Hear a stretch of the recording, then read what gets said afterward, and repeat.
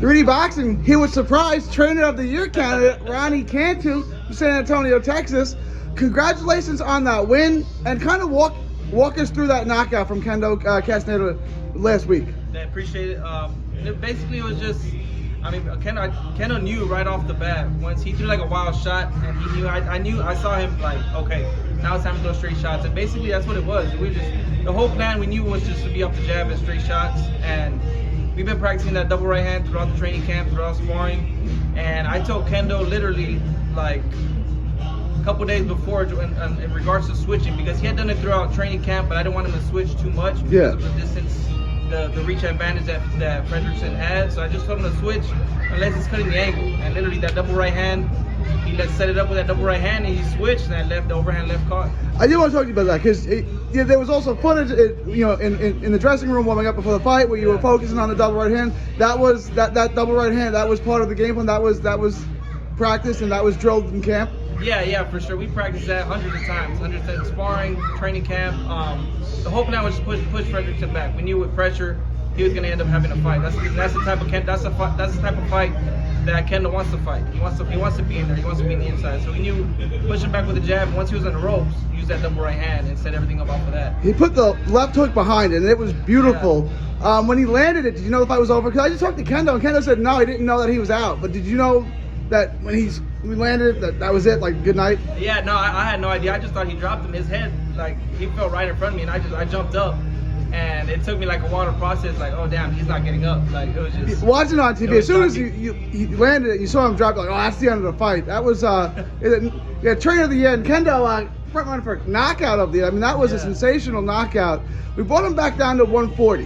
He's been campaigning at 147 the past 2 years or so. 2 years, yeah. Is there a difference at 40? I mean, is he more powerful? Is he stronger at 40? Is that a better fit for him? He belongs at 140. He can do some noise in the boxing one at 140. That's where he belongs. With the right diet, the right training, and he can make 140 easy. And he can do some damage on there. You saw the power he has at 140. 147, they're a little bigger guys coming down from 160, 170 plus, coming down to 47, and Kendo's should be right below that, which is where he belongs. Yeah, people don't realize going from 140. I mean, there's been great fighters who did great things. Ricky Hatton, Zab Judah, Paulie Malignaggi were great at 140. They get to 147, they're just not as good. Exactly. Because these guys get a lot bigger. Yeah. That much bigger. That's what it is. Kendo walks around like a 58, 60. So he can make. He can drop it with the right diet, throughout camp, right training. He made 140 easy. I mean, 2 weeks out, he was 146, 6 pounds over. So he made it fairly easy. Kendo's a guy who fights everyone. We talked about that. I mean, he doesn't care. You knock on his door, show up, he'll fight you. Yeah. Sonny Fredrickson was an excellent fighter. Had you got to watch much of him? I mean, he fought on Showtime, Showbox a bunch of times. Yeah. Did you get to watch much of him going into the fight? Oh yeah, I watched numerous tapes. I watched all his fights. I watched a lot of his wins. I watched a lot of his losses. So I knew kind of the stuff he was doing regularly, kind of the stuff he was always doing. And he's been in there with some tough competitors with Alex Salcedo, Miguel Madueño, Rubio. So I knew he was going to be a tough guy, even with Ergashev as well. Yep.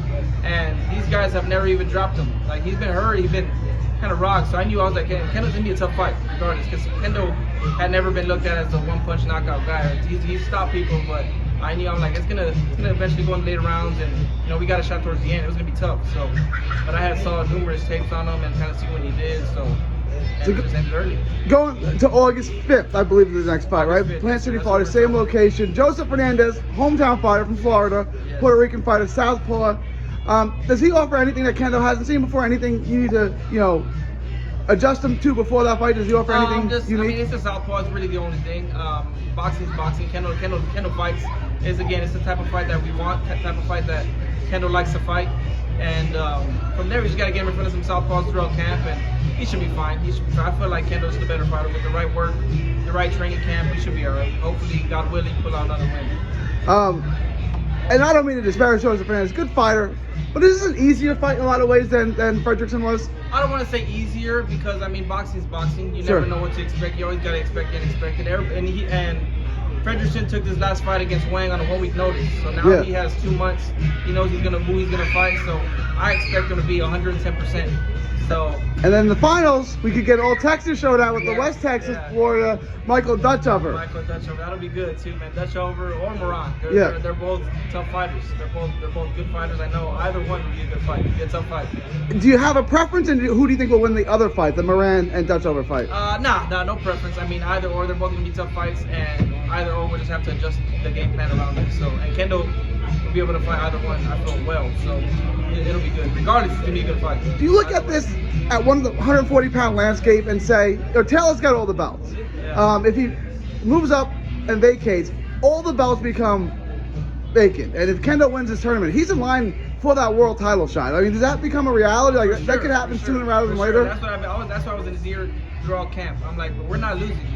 You belong with these guys. I mean, look what Jose Cepeda. He gave him a fight, and Jose Cepeda, I think if I'm not mistaken, he's fighting Josh Taylor. I don't know if that's finalized or what, but you know, he wins that. I know Kendo's gonna be knocking at his door. He wants that fight too. He wants to avenge that loss. And I know with the right training camp too, he has that opportunity. He has that ability to be up there with the top dogs at 140. So, like I say, Kendo belongs at 140. I mean, is that you know, he's 28 now, right? Yeah. So he's hit his physical prime now. I mean, is this can he continue to make this for the rest of his career? Can he stay at 140 for the foreseeable future? I'm pretty sure, yeah. With the right diet, I mean, again, like I said, he made it easy. With the right, he was running 10 miles a day. That's like 8-9 miles a day throughout the week. So I was like, man, he's in shape. As long as he puts in the work, 140 should be no problem. And I wanted to ask you this, right? Because you trained him.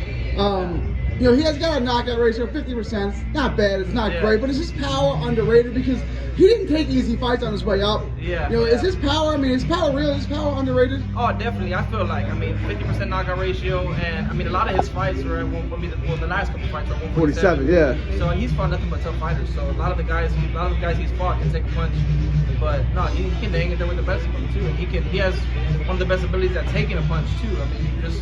Look at Jose Cepeda. I don't even think he got hurt in that fight. Yeah, no one questions his heart, his durability. No one questions that. That kid is a warrior for sure. 100%. I mean, is it keeping him motivated? What's the hardest part of training Kendo? Kendo, anybody that knows Kendo's biggest opponent has always been himself. That's his biggest opponent. And as long as he's able to overcome that, I feel like he can fight with anybody. He can beat anybody. That's the biggest thing. And just the whole thing, I mean, we grew up together. We grew up fighting together. I went through the exact same things he's going through throughout the amateur ranks. I had, you know, over 100 amateur fights. So I know how he likes to be pushed. I know how he likes to be worked. And just doing that, just going through it, the chemistry's there. We trust each other. We believe in each other. And we know, you know, anything can be possible. Anything can happen as long as we put in the work. And tomorrow night, his brother, El Incredible. The big bro. How's Big Bro gonna do? Oh, he's good. I feel like he saw Kendo's knockout. He's like, man, I want one too. So I know he wants one. He's ready. Put in the work. He made 154 easy. He was eating this morning. He's a big. I haven't seen him in a while. You said next to him, he's a big dude. He's a big guy. Yeah, he's like 6 foot, 6 foot. So he's tall. He made 154 easy. So he's strong, ready, put in the work.